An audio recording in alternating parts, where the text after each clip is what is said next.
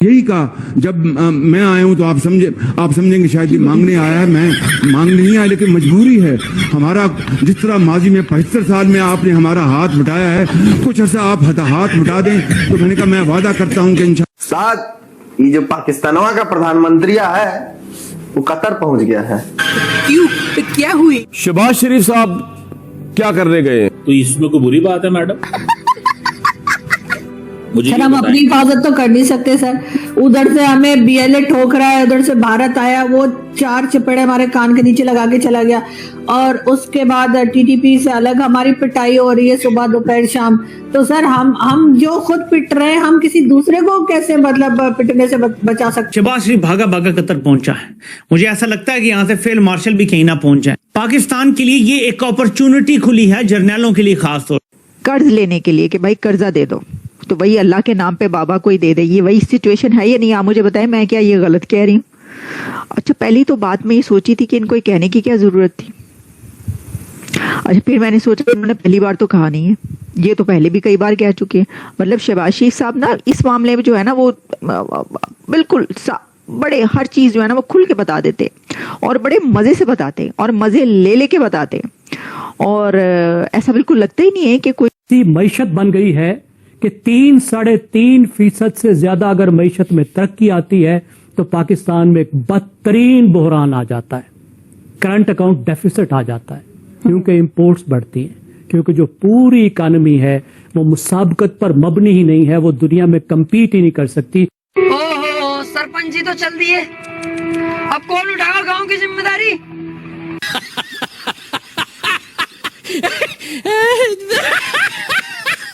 हम लाते हैं talk shows और अनलिमिटेड एंटरटेनमेंट सिर्फ यूट्यूब पर। अगर आपने अभी तक हमारा चैनल सब्सक्राइब नहीं किया तो अभी सब्सक्राइब करें और बेल आइकॉन को क्लिक करके हमारी लेटेस्ट वीडियोस के बारे में अपडेट जानें। पाकिस्तान की खबर है, जहां के प्रधानमंत्री शहबाज शरीफ कतर के 2 दिवसीय आधिकारिक दौरे पर दोहा पहुंचा है, और इस यात्रा का मुख्य उद्देश्य है आर्थिक, ऊर्जा और निवेश सहयोग को बढ़ावा देना। साथ ही वो कतर के अमीर शेख तमीम बिन हमद अल थानी के साथ द्विपक्षीय संबंधों पर चर्चा करेंगे। उनके साथ एक उच्च स्तरीय डेलीगेशन मौजूद रहेगा। इस बीच मौके पर ऊर्जा और निवेश सहयोग पर बातचीत का जो माध्यम है इस मुलाकात के दौरान रहने वाला है। रमजान महीने में पाकिस्तानी मुफलिसी के आंसू बहा रहे हैं। पाकिस्तान में सेब 550 रुपए किलो बिक रहा है, संतरे 450 रुपए किलो मिल रहे हैं, अनार 900 रुपए किलो तो केले 300 रुपए दर्जन मिल रहे हैं, अमरूद 300 रुपए किलो बिक रहा है, खजूर 3 से 5,000 रुपए किलो मिल रहा है। शहबाज सरकार ने दावा किया था कि रमजान में वो आवाम को सस्ते दरों पर फल, सब्जियां और दूसरे सामान मुहैया कराएगी। सारे दावे हवाई साबित हुए हैं। क्या उन्होंने घर अपना महफूज नहीं कर लिया? अपनी नस्लों को महफूज नहीं बना लिया? वो चले जाएंगे बेहतर जगहों पे, आप और मैं भुगतते रह जाएंगे। इस उम्र में आके एक बात समझ आई है आयशा, वो ये है कि तमाम इल्म बेकार हैं। अगर आपने मुल्की अमूर पर तबसरा करना है तो खाली मरसिया गोई सीख लें, अगर जिंदगी में तरक्की करनी है तो कसीदा खानी सीख लें। इसके अलावा तमाम जो इल्म है वो इजाफी है। अब आप जिन लोगों की बात कर रही हैं जो हमारी अशराफिया है, जब तक FBR उनके दौलत के बारे में हमें बताता रहा है तो क्या हम देखते नहीं रहे कि जो हुकूमत में आता है 5 साल में उसकी दौलत दुगनी हो जाती है। कोरोना के सालों में भी, जब शायद ही कोई पाकिस्तानी होगा जिसकी दौलत आधी ना हो गई हो।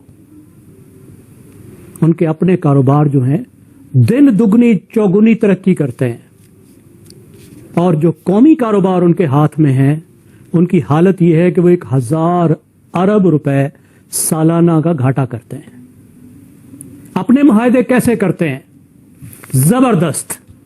कौमी मुआहदे कैसे करते हैं कि जो मुआहदा करते हैं वो कौम के गले पड़ता है, हजारों अरब रुपए के गले पड़ता है। आपने रेकोडेक का मुआहदा देखा, इन्होंने क्या किया? कितने बिलियन डॉलर ठुक गए कौम को। LNG के मुआहदे किए, फिर जो हमें सबसे ज्यादा डंके बजा बजा के वो बता रहे थे, जो पावर स्टेशंस के बिजली के मुआहदे किए, अब उसको एक पूरी नस्ल भुगतेगी और भुगत रही है, और जिसकी वजह से कारोबार भी बर्बाद है, और हर पाकिस्तानी घर में भी जब बल्ब जलाता है तो रोता है।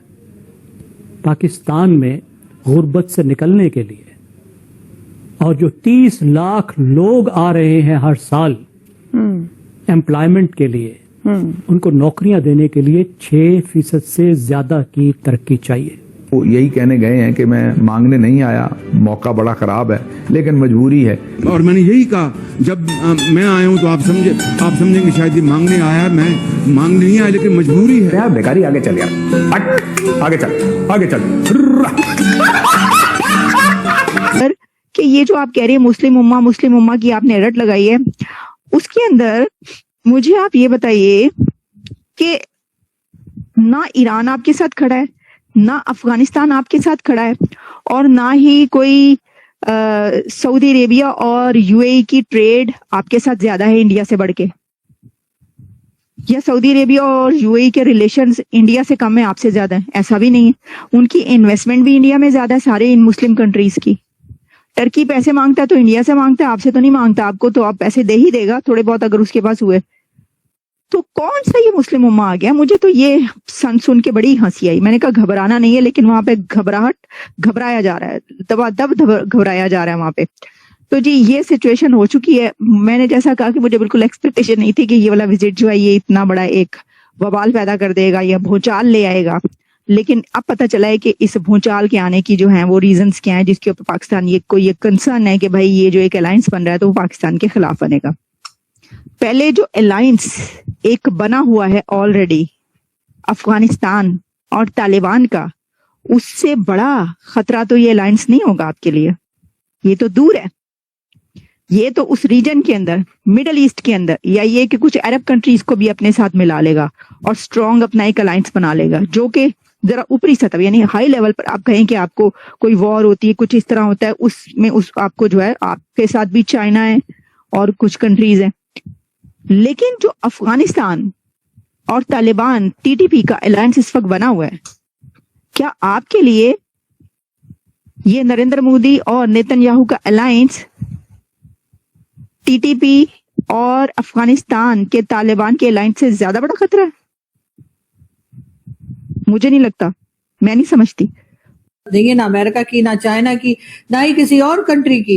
जो बार बार कहा जाता है पाकिस्तान जो है कभी आईएमएफ के दर पे होता है, तो कभी यूएई के पास, कभी सऊदीया, कभी वर्ल्ड बैंक, कभी चाइना, तो उसमें से आखिर आप निकल क्यों नहीं आते? और तभी निकल पाएंगे जब आपके अपने तमाम पड़ोसियों से ताल्लुकात अच्छे होंगे। भारत हमें कहता था कि हम आपको मारेंगे, अभी हमें पता चला कि इजराइल ने भी आज स्टेटमेंट जारी किया कि हम कतर पे दोबारा हमले कर देंगे।